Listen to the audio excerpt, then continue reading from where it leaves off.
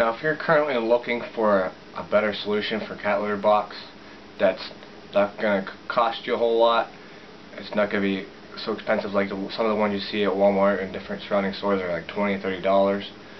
Better solution for cat litter boxes is use a typical tote box that you use to store things in. They come a little under $4, and as you'll see the images that I'll pop up on each side of the screen for when I get to talk about certain things. Not only is the totes a lot cheaper than those typical cat litter boxes, and there are some cheap ones at Walmart that they offer whenever you look online for the price range, but they come in this size, which is very small for the cats, and a lot of house cats don't like boxes that touch their behind in any way whenever they're squatting to do their business. So this would be just for a kitten and not a full-grown adult cat.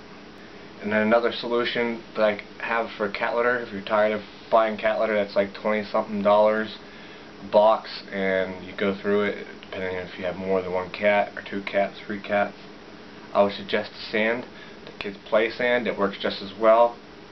You may have to add additional cleaners to it. I would suggest a double duty litter deodorizer. It works well, or you get the carpet version. I like the carpet version because it's a little bit more potent. You don't have to put as much on, you just barely sprinkle it on like you're sprinkling on salt. So it's double duty Arm & Hammer. Or if you want a different option, you have the Mimi litter. You sprinkle that on in the beginning of a clean litter box, and it should stay fresh throughout the week. And depending on the sand, because the sand is reusable, if you pre-scoop it and then garbage day you put it outside, but that's for a different video.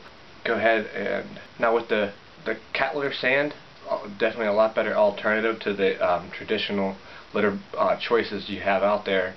Is as long as you have a few litter boxes, the cat will choose to use one for peeing in, the other one for pooping in, and you can always put the one that they pee in, because it'll be stinkier, in a room that, like, once your cat identifies that box that it's going to pee in it, then you just put that in another room far away from the door, so in case you have company, or into another room, whatever you need to do.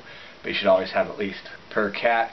I would have about 2 litter boxes per cat, and then maybe a third one in a room if it sleeps in the room with you at night, tucked away in a closet or something. But if you have 2 cats, you just gotta at least have 4 boxes out into the main room for that to work properly. So if you see by the prices and the comparison that I showed you up on the screen here, is a lot cheaper than the alternatives, like this slide type of litters where it supposedly clumps the litter up, and there's a whole thing about that one I want to get into later in a different video about how crappy it really is.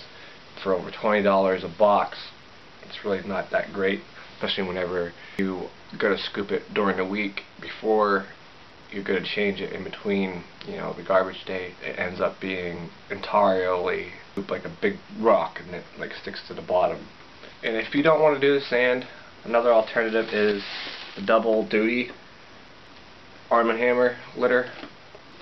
I think it's pretty great for not being like cement onto the bottom of the litter boxes. And I would not recommend the plastic cat litter scoopers. I recommend the metal. That's what I have, is metal. I also have plastic, but I'll switch over to metal. Give it a try with your cat and see what works for you. Hopefully it does, because my cats love it. You've seen through the example of my video, they'll choose one to poop in, one to pee in.